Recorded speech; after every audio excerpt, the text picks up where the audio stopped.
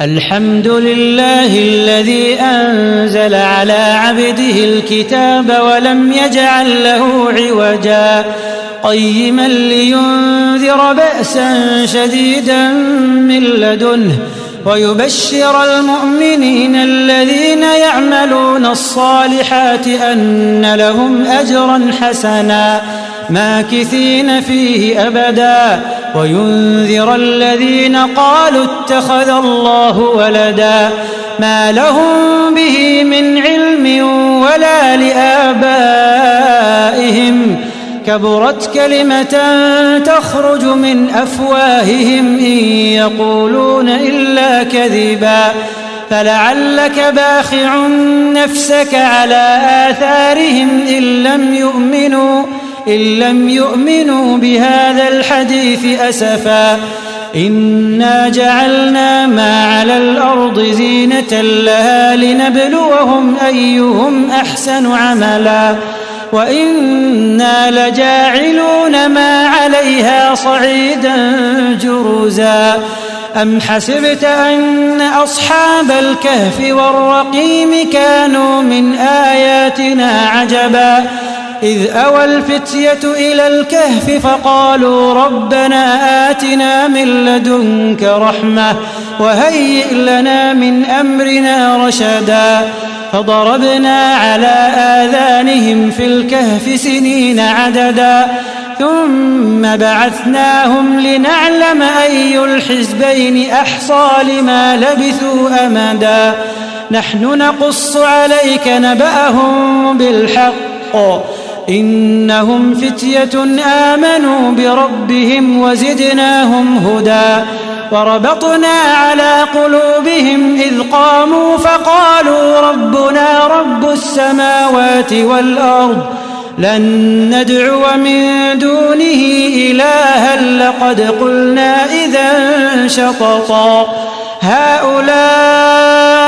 قومنا اتخذوا من دونه آلهة لولا يأتون عليهم بسلطان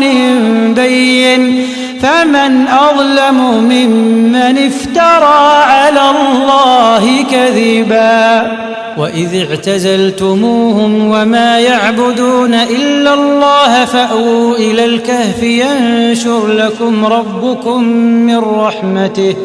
ينشر لكم ربكم من رحمته ويهيئ لكم من أمركم مرفقا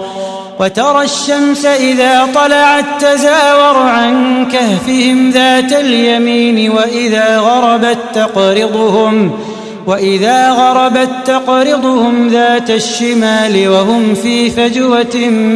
منه ذلك من آيات الله من يهد الله فهو المهتد ومن يضلل فلن تجد له وليا مرشدا وتحسبهم أيقاظا وهم رقود ونقلبهم ذات اليمين وذات الشمال وكلبهم باسط ذراعيه بالوصيد لو اطلعت عليهم لوليت منهم فرارا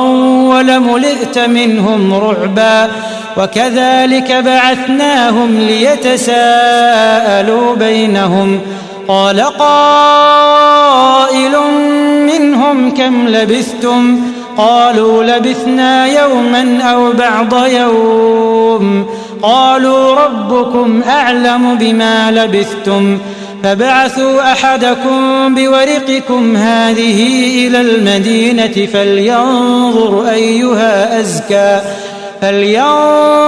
أيها أزكى طعاما فليأتكم برزق منه وليتلطف ولا يشعرن بكم أحدا إنهم إن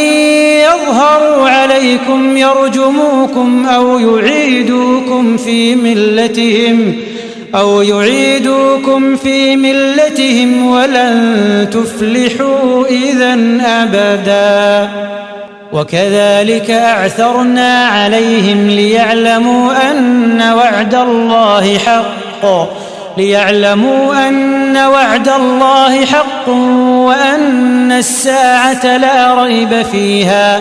إذ يتنازعون بينهم أمرهم فقالوا ابنوا عليهم بنيانا ربهم أعلم بهم قال الذين غلبوا على أمرهم لنتخذن عليهم مسجدا سيقولون ثلاثة رابعهم كلبهم ويقولون خمسة سادسهم كلبهم رجما بالغيب ويقولون 7 وثامنهم كلبهم قل ربي أعلم بعدتهم ما يعلمهم إلا قليل فلا تمار فيهم إلا مراء ظاهرا ولا تستفت فيهم منهم أحدا ولا تقولن لشيء إني فاعل ذلك غدا إلا أن يشاء الله واذكر ربك إذا نسيت وقل عسى أن يهديني ربي لأقرب من هذا رشدا ولبثوا في كهفهم 300 سنين وازدادوا 9 قل الله أعلم بما لبثوا له غيب السماوات والأرض أبصر به وأسمع ما لهم من دونه من ولي ولا يشرك في حكمه أحدا واتل ما أوحي إليك من كتاب ربك لا مبدل لكلماته ولن تجد من دونه ملتحدا واصبر نفسك مع الذين يدعون ربهم بالغداة والعشي يريدون وجهه ولا تعد عيناك عنهم تريد زينة الحياة الدنيا ولا تطع من أغفلنا قلبه عن ذكرنا واتبع هواه وكان أمره فرطا وقل الحق من ربكم فمن شاء فليؤمن ومن شاء فليكفر إنا أعتدنا للظالمين نارا أحاط بهم سرادقها وإن يستغيثوا يغاثوا بماء كالمهل يشوي الوجوه بئس الشراب وساءت مرتفقا إن الذين آمنوا وعملوا الصالحات إنا لا نضيع أجر من أحسن عملا أولئك لهم جنات عدن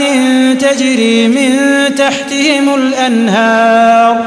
يحلون فيها من أساور من ذهب ويلبسون ثيابا خضرا من سندس واستبرق متكئين فيها على الأرائك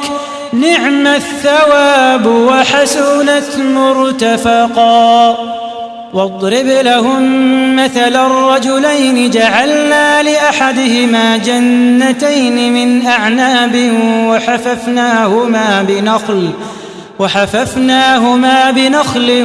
وجعلنا بينهما زرعا كلتا الجنتين آتت أكلها ولم تظلم منه شيئا وفجرنا خلالهما نهرا وكان له ثمر فقال لصاحبه وهو يحاوره أنا أكثر منك مالا وأعز نفرا ودخل جنته وهو ظالم لنفسه قال ما أظن أن تبيد هذه أبدا وما أظن الساعة قائمة ولئن رددت إلى ربي لأجدن خيرا منها منقلبا قال له صاحبه وهو يحاوره أكفرت بالذي خلقك من تراب أكفرت بالذي خلقك من تراب ثم من نطفة ثم سواك رجلا لكن هو الله ربي ولا أشرك بربي أحدا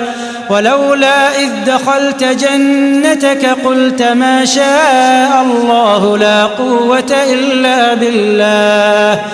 إن ترني أنا أقل منك مالا وولدا فعسى ربي أن يؤتيني خيرا من جنتك ويرسل عليها حسبانا من السماء فتصبح صعيدا زلقا أو يصبح ماؤها غورا فلن تستطيع له طلبا وأحيط بثمره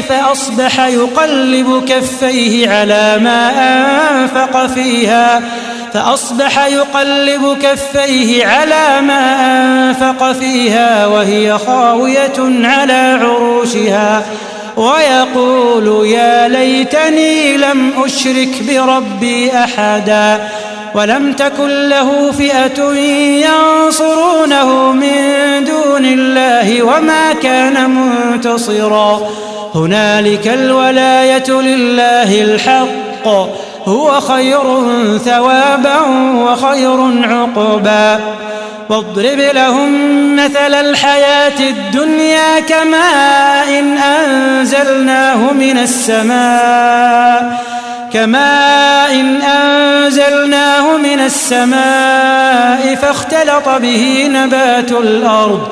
فاختلط به نبات الأرض فأصبح هشيما تذروه الرياح وكان الله على كل شيء مقتدرا المال والبنون زينة الحياة الدنيا والباقيات الصالحات خير عند ربك ثوابا وخير أملا ويوم نسير الجبال وترى الأرض بارزة وحشرناهم فلم نغادر منهم أحدا وعرضوا على ربك صفا لقد جئتمونا كما خلقناكم أول مرة بل زعمتم أن لن نجعل لكم موعدا ووضع الكتاب فترى المجرمين مشفقين مما فيه ويقولون يا ويلتنا ما لهذا الكتاب لا يغادر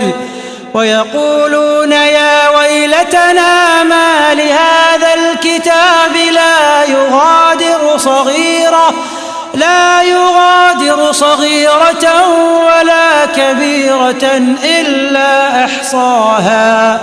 ووجدوا ما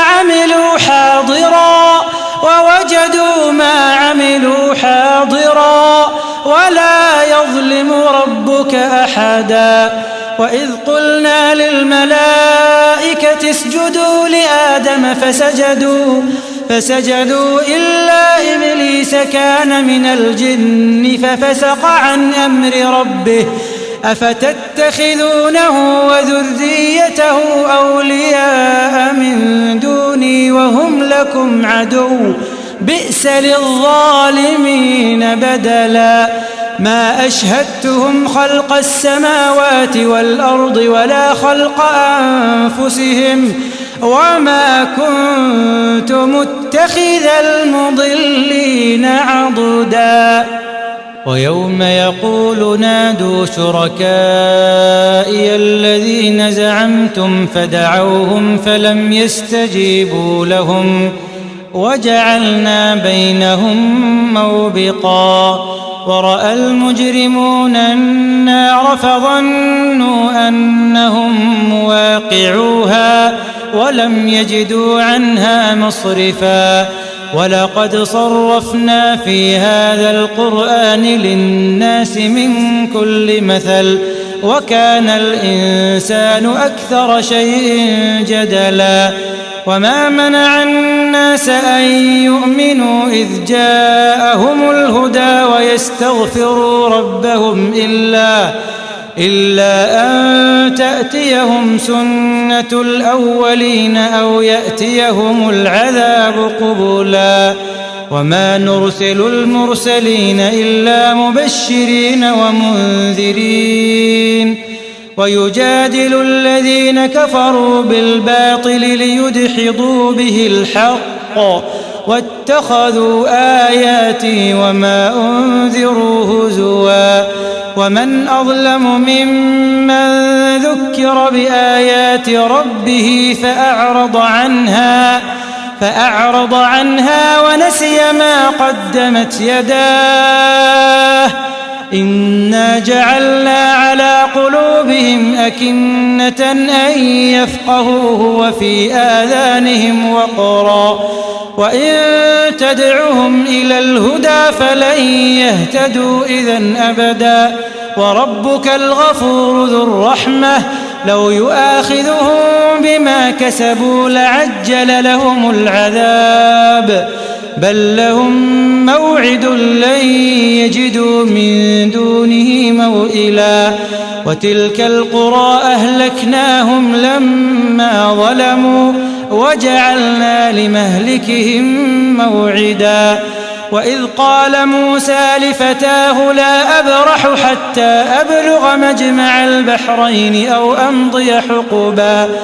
فلما بلغا مجمع بينهما نسيا حوتهما فاتخذ سبيله في البحر سربا فلما جاوزا قال لفتاه آتنا غداءنا لقد لقينا من سفرنا هذا نصبا قال أرأيت إذ أوينا إلى الصخرة فإني نسيت الحوت وما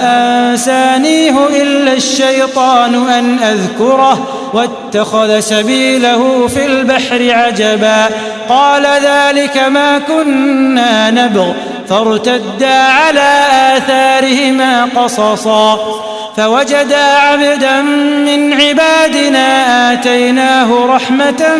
من عندنا وعلمناه من لدنا علما قال له موسى هل أتبعك على أن تعلمني مما علمت رشدا قال إنك لن تستطيع معي صبرا وكيف تصبر على ما لم تحط به خبرا قال ستجدني إن شاء الله صابرا ولا أعصي لك أمرا قال فإن اتبعتني فلا تسألني عن شيء حتى أحدث لك منه ذكرا فانطلقا حتى إذا ركبا في السفينة خرقها قال أخرقتها لتغرق أهلها لقد جئت شيئا إمرا قال ألم أقل إنك لن تستطيع معي صبرا قال لا تؤاخذني بما نسيت ولا ترهقني من أمري عسرا فانطلقا حتى إذا لقيا غلاما فقتله قال أقتلت نفسا زكية بغير نفس لقد جئت شيئا نكرا قال ألم أقل لك إنك لن تستطيع معي صبرا قال إن سألتك عن شيء بعدها فلا تصاحبني قد بلغت من لدني عذرا فانطلقا حتى إذا أتيا أهل قرية استطعما أهلها فأبوا أن يضيفوهما فوجدا فيها جدارا يريد أن ينقض فأقامه قال لو شئت لاتخذت عليه أجرا قال هذا فراق بيني وبينك سأنبئك بتأويل ما لم تستطع عليه صبرا أما السفينة فكانت لمساكين يعملون في البحر فأردت أن أعيبها وكان وراءهم ملك يأخذ كل سفينة غصبا وأما وأما الغلام فكان أبواه مؤمنين فخشينا أن يرهقهما طغيانا وكفرا فأردنا أن يبدلهما ربهما خيرا منه زكاة وأقرب رحما وأما الجدار فكان لغلامين يتيمين في المدينة وكان تحته كنز لهما وكان أبوهما صالحا فأراد ربك أن يبلغا أشدهما ويستخرجا كنزهما رحمة من ربك وما فعلته عن أمري ذلك تأويل ما لم تسطع عليه صبرا ويسألونك عن ذي القرنين قل سأتلو عليكم منه ذكرا إنا مكنا له في الأرض وآتيناه من كل شيء سببا فأتبع سببا حتى إذا بلغ مغرب الشمس وجدها تغرب في عين حمئة ووجد عندها قوما قلنا يا ذا القرنين إما أن تعذب وإما أن تتخذ فيهم حسنا قال أما من ظلم فسوف نعذبه ثم يرد إلى ربه فيعذبه عذابا نكرا وأما من آمن وعمل صالحا فله جزاء الحسنى وسنقول له من أمرنا يسرا ثم أتبع سببا حتى إذا بلغ مطلع الشمس وجدها تطلع على قوم لم نجعل لهم من دونها سترا كذلك وقد أحطنا بما لديه خبرا ثم أتبع سببا حتى إذا بلغ بين السدين وجد من دونهما قوما لا يكادون يفقهون قولا قالوا يا ذا القرنين إن يأجوج ومأجوج مفسدون في الأرض فهل نجعل لك خرجا على أن تجعل بيننا وبينهم سدا قال ما مكني فيه ربي خير فأعينوني بقوة أجعل بينكم وبينهم ردما آتوني زبر الحديد حتى إذا ساوى بين الصدفين قال انفخوا حتى إذا جعله نارا قال آتوني أفرغ عليه قطرا فما استطاعوا أن يظهروه وما استطاعوا له نقبا قال هذا رحمة من ربي فإذا جاء وعد ربي جعله دكا وكان وعد ربي حقا وتركنا بعضهم يومئذ يموج في بعض ونفخ في الصور فجمعناهم جمعا وعرضنا جهنم يومئذ للكافرين عرضا الذين كانت أعينهم في غطاء عن ذكري وكانوا لا يستطيعون سمعا أفحسب الذين كفروا أن يتخذوا عبادي من دوني أولياء إنا أعتدنا جهنم للكافرين نزلا قل هل ننبئكم بالأخسرين أعمالا الذين ضل سعيهم في الحياة الدنيا وهم يحسبون أنهم يحسنون صنعا أولئك الذين كفروا بآيات ربهم ولقائه فحبطت أعمالهم فلا نقيم لهم يوم القيامة وزنا ذلك جزاؤهم جهنم بما كفروا واتخذوا آياتي ورسلي هزوا إن الذين آمنوا وعملوا الصالحات كانت لهم جنات الفردوس نزلا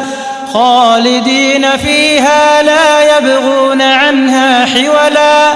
قل لو كان البحر مدادا لكلمات ربي لنفد البحر قبل أن تنفد كلمات ربي ولو جئنا بمثله مددا قل إنما أنا بشر مثلكم يوحى إلي أنما إلهكم إله واحد فمن كان يرجو لقاء ربه فليعمل عملا صالحا ولا يشرك بعبادة ربه أحدا.